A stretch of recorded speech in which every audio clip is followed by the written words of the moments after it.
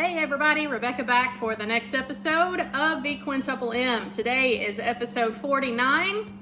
This comes from September 4th, 2011, Mr. Money Mustache's blog post titled Book Review, Enough by John C. Bogle. Mrs. Money Mustache forwarded me an interesting video clip on YouTube with this wise old guy dishing out some very humble and sensible lessons for living a meaningful life.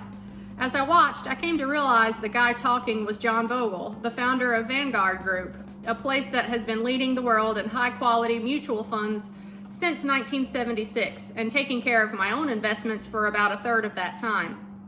In the video, John was discussing his new book, which is called Enough.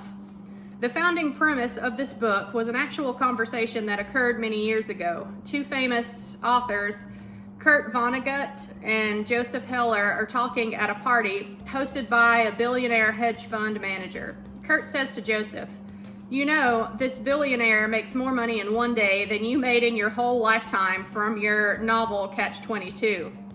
Joe responds, "Yes, but I have something he will never have. Enough." That sounded like an interesting idea for a book, coming from a lifetime CEO of a company that manages well over $1 trillion of the world's dough invested in the stock market. So I checked it out of the library. As I read the book, I learned a whole history of John C. Bogle, and I came to appreciate why he has a worldwide following of dedicated fans. He's one of those rare low-key rich people that deliberately collects and spends only a tiny fraction of the earnings of most in his pension and puts most of his efforts into encouraging better results through investment for Vanguard's customers, its employees, and for society as a whole. Despite the fact that this guy knows the financial system better than almost anyone, he openly admits that rampant greed threatens to overwhelm our financial system. Greed which runs deeper than money. Not knowing what enough is subverts our professional values. It makes salespeople of those who should be fiduciaries and turns a system built on trust into one built on counting. The concept of enough rings true to even little old Mr. Money Mustache. I can see that at a certain point of wealth, it becomes increasingly foolish to earn and spend any more on yourself. If you pay close attention, you will find you have enough much earlier than you thought was possible. After this, you're much better off turning your efforts to something more creative and generous. When people ignore this advice in massive numbers, they do it at the peril of themselves and their society. The introduction is probably the most useful part of the book, followed by the titles of the chapters. Chapter 1, Too Much Cost, Not Enough Value. Chapter 2, Too Much Speculation, Not Enough Investment. Chapter 3, Too Much Complexity, Not Enough Simplicity. Chapter 4, Too Much Counting, Not Enough Trust. Chapter 5, Too Much Business Conduct, Not Enough Professional Conduct. Chapter 6, Too Much Salesmanship, Not Enough Stewardship. Chapter 7, Too Much Management, Not Enough Leadership. Chapter 8, Too Much Focus on Things, Not Enough Focus on Commitment. Chapter 9, Too Many 21st Century Values, Not Enough 18th Century Values. And Chapter 10, Too Much Success, Not Enough Character. The most interesting insight to me in the remainder of the book was in Chapter 9 about the 18th century values. Bogle points out the incredible spirit of community-mindedness that was present in the leaders of the time, many of them being the founding fathers of the United States itself. Benjamin Franklin was the ultimate example, spending his life inventing cool things and starting useful groups, and then sharing them with society just for fun. Franklin believed that knowledge is not the personal property of its discoverer, but the common property of all. As we enjoy great advantages from the inventions of others, we should be glad of an opportunity to serve others by any invention of ours, and this we should do freely and generously. To this, I say, fuck yeah.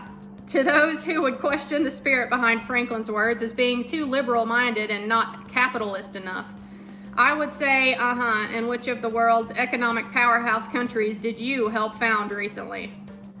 I think that whether you think you are liberal or conservative, you will still become richer by practicing less greed and thinking of a much larger and longer term picture. This works on both the individual and the countrywide level. Unfortunately for John C. Bogle, despite being a hero to many and a great contributor to society, he is not a particularly concise or exciting writer. So I found myself yawning through about 200 of the 276 pages, even as I sleepily agreed with everything he said. So if you just want the executive summary, I would say this: being a rich person doesn't mean you have to be a big evil douche.